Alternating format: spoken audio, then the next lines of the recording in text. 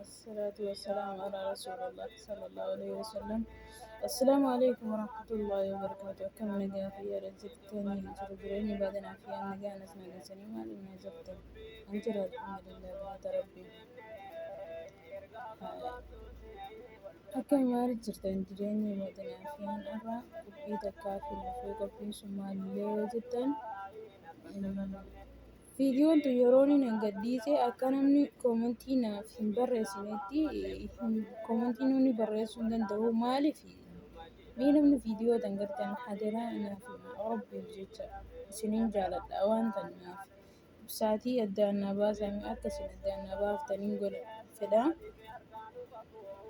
Akkasii wallaahi obboleen kiyya koomentiin na mul'attu maaliif akka kana ta'e garuu addaan na galle.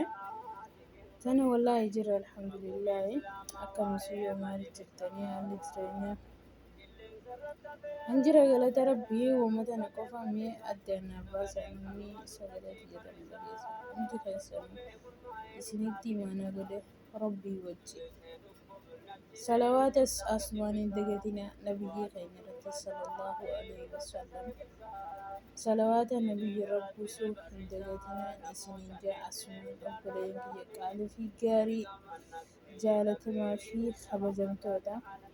Like, share godhuuf subscribe godhuudhaaf na jajjabeessaa. Like fi share fi subscribe teessan hamileedha hawwiidha. Nama gartee xiqqoo namni yeroo duraa kanaaf xiqqoo akkamiin sodaata. Dana jajjabeessiti amma like fi share fi subscribe teessan yoo arge namni hedduu jajjabaata.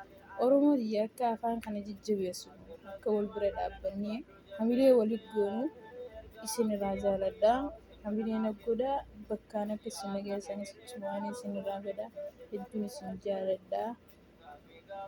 Kanan jaa gaafii tana naaf himame maaliif inshaallah walitti deebinaa qophii itti aantuun waan feetan na gaafachuu ni dandeessanii.